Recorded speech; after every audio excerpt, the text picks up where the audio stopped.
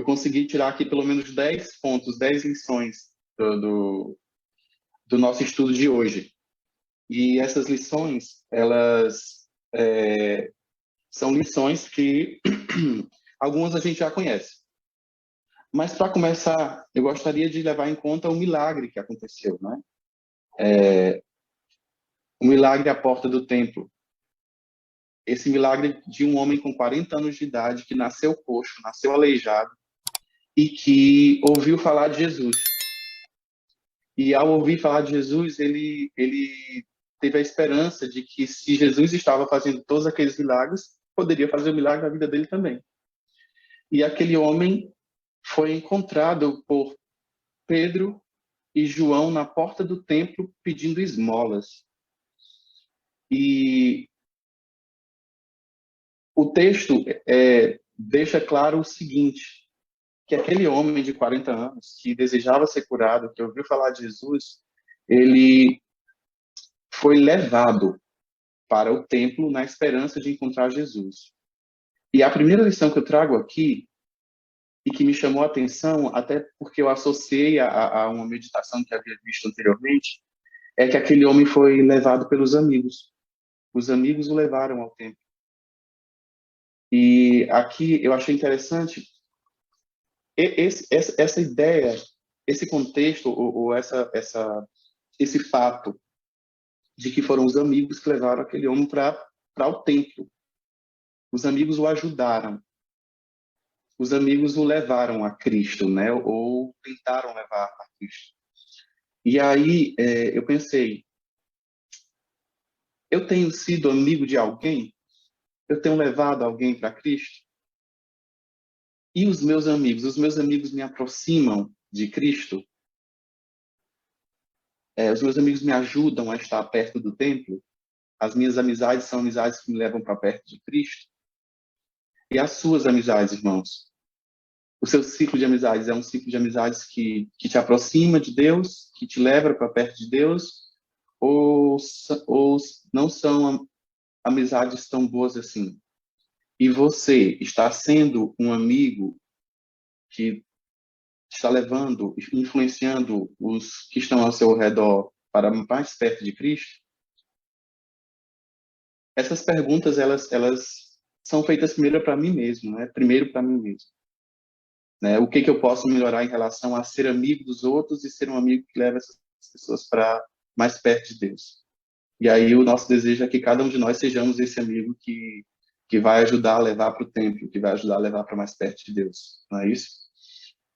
A segunda lição, o segundo ponto que eu achei muito interessante e que tem me incomodado, inclusive, é essa questão financeira. O que foi que aconteceu quando Pedro e João chegou perto daquele homem de 40 anos? Ele fez o que ele estava fazendo com todo mundo. Ele pediu esmola, ele pediu dinheiro, ele pediu sustento, digamos assim, né? E eu não sei os irmãos, mas às vezes eu tenho sido incomodado no sentido de que eu preciso equilibrar a minha vida financeira para que eu possa ter como ajudar outras pessoas, porque por vezes tem irmãos necessitados, tem pessoas lá de fora da igreja que podem ser alcançados também, que tem alguma necessidade financeira, e a gente às vezes está tão embolado na nossa própria vida que não consegue ajudar o outro financeiramente, às vezes com uma cesta básica, às vezes com o dinheiro de um remédio, e se a gente não estiver bem, a gente não tem como ajudar. Porém, o que me chamou a atenção foi o seguinte: eu não preciso de riquezas, eu não preciso de posses, eu não preciso de dinheiro para abençoar outras pessoas. É muito interessante que eu tenha, e Deus quer usar a gente dessa forma também. Mas se eu não tiver, e aqui é o X da questão, se eu não tiver dinheiro para ajudar outras pessoas, eu vou ter outras formas de fazer. E aqui Pedro, na sua espiritualidade, Pedro que tinha recebido o Espírito Santo, que já tinha acontecido o Pentecoste, Pedro olha para aquele homem e diz para ele, né, não tenho ouro nem prata. E por um momento aquele homem desanima, né, porque é o que interessava a ele primariamente, né? Não tenho ouro nem prata. E o homem, o relato diz que o homem se sentiu frustrado, né? Mas o que Pedro ofereceu para ele, né? Pedro ofereceu para ele a cura que ele tanto queria, muito mais do que ele esperava. Então, aquela tristeza que ele tinha inicial se transformou na maior alegria da vida dele, porque ele estava ali pedindo esmola, porque Jesus já não estava entre eles e ele não tinha mais como conseguir a cura, pelo menos na visão dele.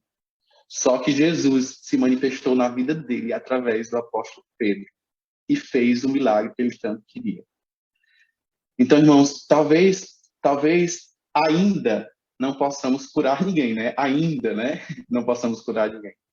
Mas com certeza tem alguém que está pedindo ajuda e cada um de nós pode ajudar alguém. Às vezes com um sorriso você ajuda alguém.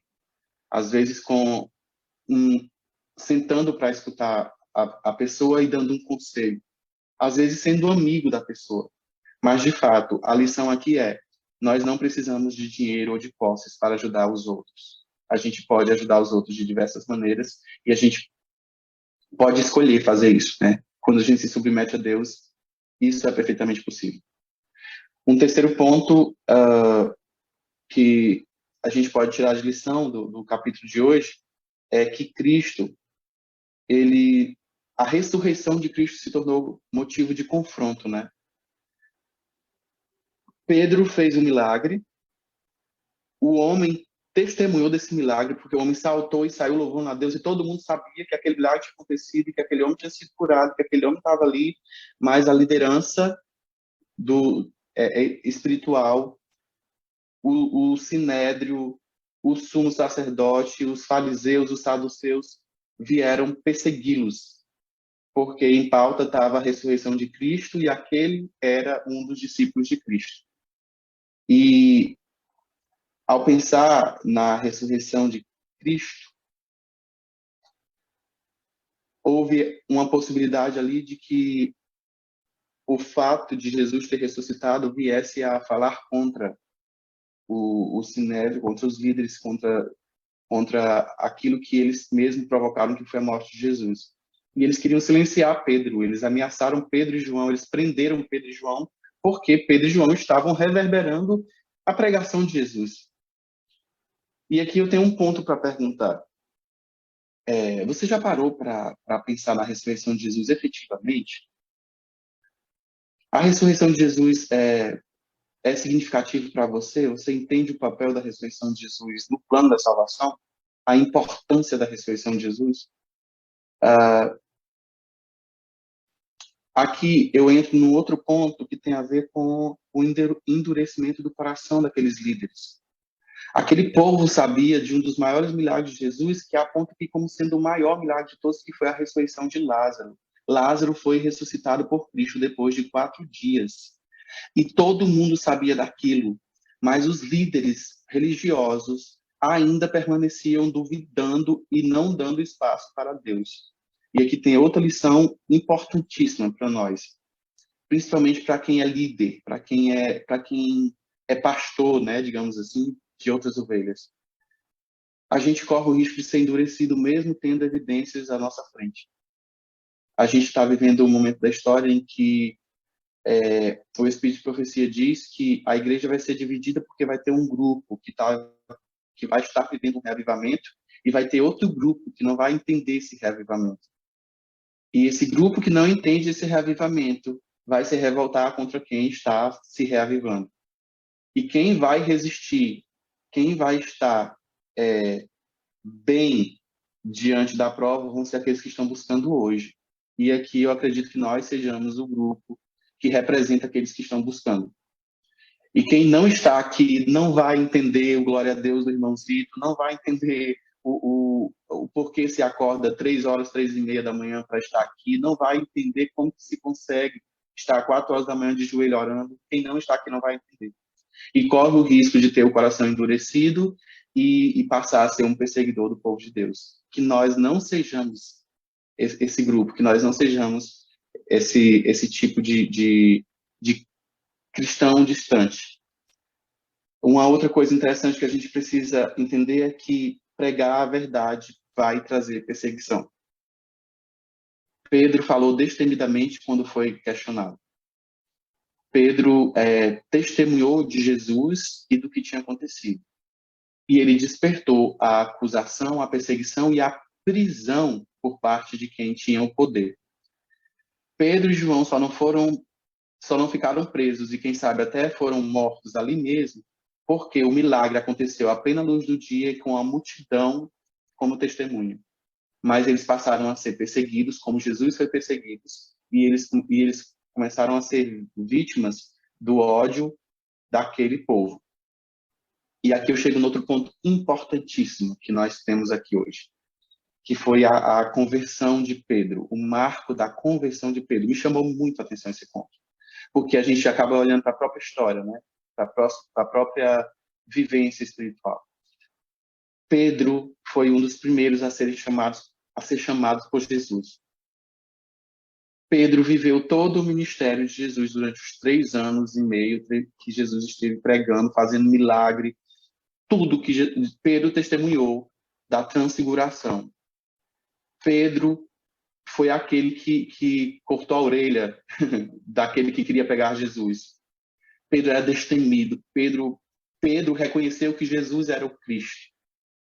No entanto, a conversão de Pedro se deu já após a morte de Jesus, ou durante o processo de perseguição de Jesus. Olha que coisa profunda para a gente analisar.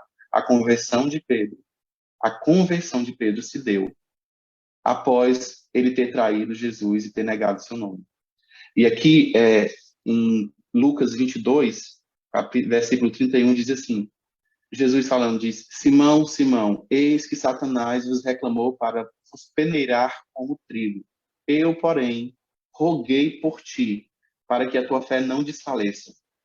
Tu, pois, quando te converteres, olha que coisa linda, Jesus falando para Pedro, quando te converteres, fortalece os teus irmãos. Irmãos, isso é muito, muito interessante, e só isso daqui poderia ser a meditação da gente, porque quantos irmãos tem dentro da igreja há um tempão que a gente pode olhar e dizer assim, esse irmão não tá bem, não.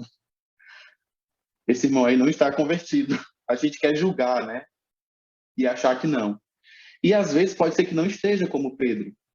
Está vivendo a companhia de Jesus, está vivendo as verdades de Jesus, está vivendo o evangelho, mas ainda tem algo que precisa acontecer com ele para que ele se converta verdadeiramente. E aqui, nesses 2 versículos que eu acabei de ler, a gente pode entender que Cristo roga por nós, para que nós nos convertamos verdadeiramente. E Cristo nos dá a chance, enquanto estivermos vivos, Cristo nos dá a chance de podermos nos converter verdadeiramente. Não pode ser, irmão, que você esteja na igreja há 20 anos, pode ser que você esteja na igreja há 10 anos, e pode ser que a sua conversão plena ainda esteja por acontecer, não sei. Mas o que eu quero falar aqui é de esperança, de que o fato de estarmos aqui, o fato de estarmos na presença de Cristo, me permite a possibilidade de estar na presença de Deus e sendo convertido por Ele. E isso é lindo, isso é maravilhoso. E nesse sentido, a conversão de Pedro, após ter traído Jesus, após ter negado Jesus, se torna algo grandioso, porque aquelas pessoas que perseguiram Pedro naquele momento e que queriam prendê-lo, e que prenderam, na verdade, para interrogá-lo no primeiro momento, né? Eles sabiam que Pedro tinha negado Jesus. E eles queriam tornar Pedro uma pessoa mentirosa ali, publicamente. Eles queriam fazer de Pedro alguém que iria negar Jesus novamente. Então, o que eles fizeram? Eles foram com tudo para cima de Pedro. E queriam ver Pedro negando Jesus novamente. Queriam ver Pedro apagando aquilo que Jesus fez. Porque eles queriam provar que Jesus era um impostor, era um mentiroso e que não tinha a verdade.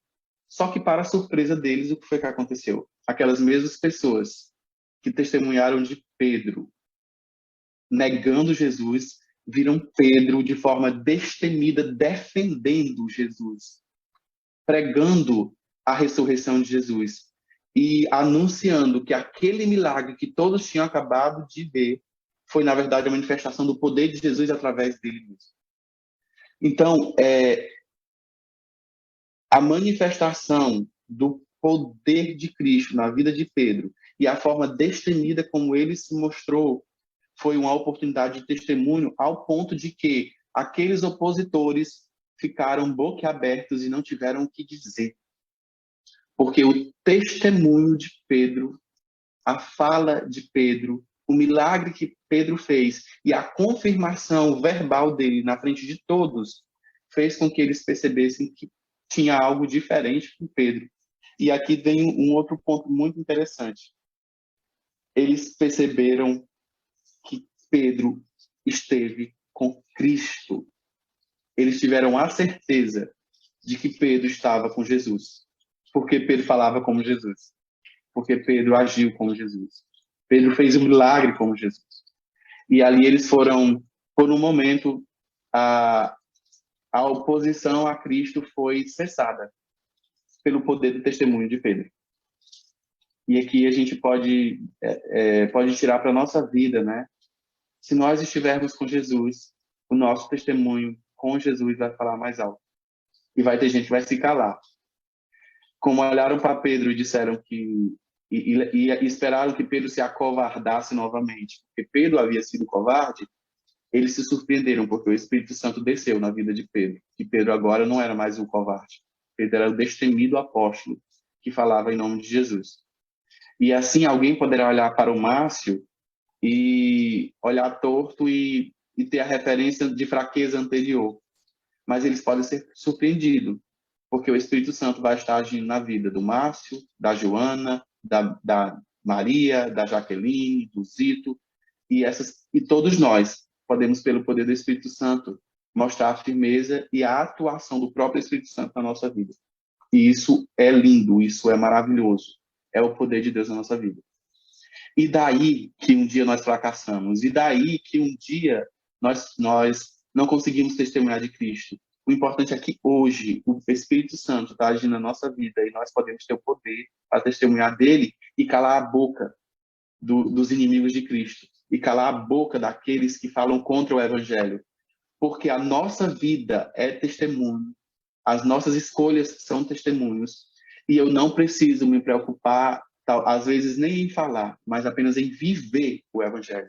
Porque ao viver o Evangelho, o Espírito Santo vai dar o poder e o inimigo vai se calar. Porque vai ter algo diferente comigo, vai ter algo diferente contigo, porque você está buscando a Deus. E Deus está atuando na sua vida, na minha vida, na nossa vida. Um outro ponto importantíssimo que a gente viu é que depois que Pedro teve aquele momento de perseguição, que ele foi encontrar com os discípulos, o que foi que eles fizeram? Pedro foi lá, curou aquele homem, converteu aquele homem, né? Podemos dizer, porque teve a concepção espiritual que aquele homem tanto buscava.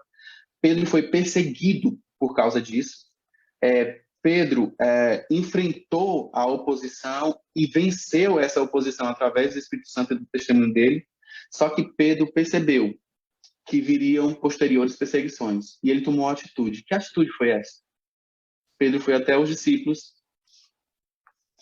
e junto com os outros discípulos eles foram orar a Deus e foram mais uma vez cheios do Espírito Santo. E em oração receberam mais poder para serem ainda mais abençoados e terem a força necessária para enfrentar a perseguição que eles viriam depois. E aqui volta-se para um dos pés da nossa tríade, né, que é a oração.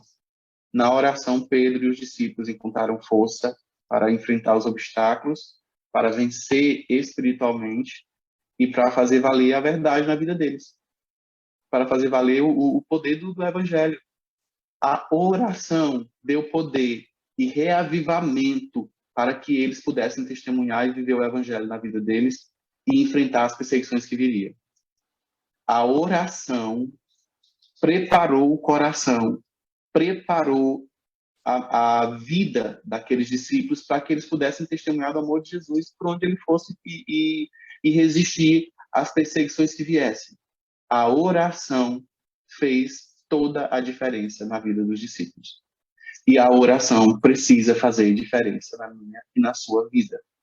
Porque é a oração que vai trazer o poder, é a oração que vai me dar a convicção, é a oração que vai me dar a confirmação, é a oração que vai me trazer a paz, é a oração que vai me trazer o poder e até a palavra necessária para que eu enfrente a oposição que venha ao meu encontro. E essa oposição vai vir, nós sabemos disso.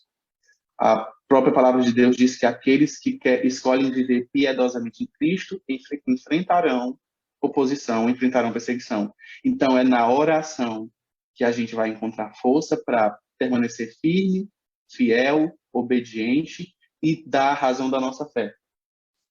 E, por último, e não menos importante, me chama a atenção uma outra questão que a gente já sabe, que é a soberania e a autoridade divina. Quando eles foram questionados, Pedro, na sua fala, ele disse que mais importava, né, obedecer a Deus, mais importava falar de Jesus, mais importava ser fiel ao Evangelho, mais importava ter em primeira perspectiva o amor, a palavra, o Evangelho de Cristo. E aqui a mensagem principal é que a autoridade de Deus está acima da autoridade dos homens. E nós sabemos que vai chegar o momento que nós precisaremos se posicionar de forma efetiva nesse sentido. Às vezes, na verdade, às vezes a gente precisa fazer isso quando precisa, por exemplo, guardar o sábado e se impor, no sentido de dizer, não, a lei humana está dizendo que eu preciso trabalhar no sábado, mas a lei divina diz que não, e eu não vou trabalhar. Eu preciso estar bem espiritualmente ao ponto de que isso não venha a ser uma dor, né? Venha a ser só uma escolha. E que as consequências sejam colhidas pela graça, né? Que a autoridade de Cristo prevaleça na minha vida. Eu estava pensando assim, é engraçado, a gente quer valorizar tanto esse mundo, né? A gente quer dar tanto lugar a esse mundo, mas a gente está dando lugar a esse mundo para quê? Em troca de quê? Por quê? O que esse mundo tem para me oferecer? Ainda que me dê um emprego que me dê o sustento. Ainda que me dê um emprego que me dê o sustento. O que esse mundo tem para me oferecer? Por que eu vou deixar a autoridade humana suplantar a autoridade divina? Se esse mundo não tem nada de bom para me oferecer. E aqui eu termino apelando aos nossos corações para que nós continuemos fazendo o que nós estamos fazendo, que é buscando o Espírito Santo. É o Espírito Santo que vai me dar essa convicção, é o Espírito Santo que vai me dar esse poder, é o Espírito Santo que vai me dar essa paz, é o Espírito Santo que vai me ajudar a ter a palavra correta, é o Espírito Santo que vai me ajudar a ajudar outras pessoas, é o Espírito Santo que vai poder se manifestar na minha vida e me transformar em canal de bênção para outras pessoas. É o Espírito Santo que vai me fazer testemunhar do amor dele na minha vida como uma vitrine para as outras pessoas. Então, meus irmãos, que hoje, o Espírito Santo permaneça durante todo o dia, falando ao nosso coração, guiando os nossos passos, nos dando o seu fruto, nos dando a paciência, nos dando o amor, nos dando a perseverança e nos ajudando a crescer na graça, no amor e nos fazendo melhores e mais próximos do céu. Que hoje o Espírito Santo nos abençoe, que hoje o Espírito Santo nos transforme, que hoje o Espírito Santo nos batize. Amém? Oremos. Bom Deus,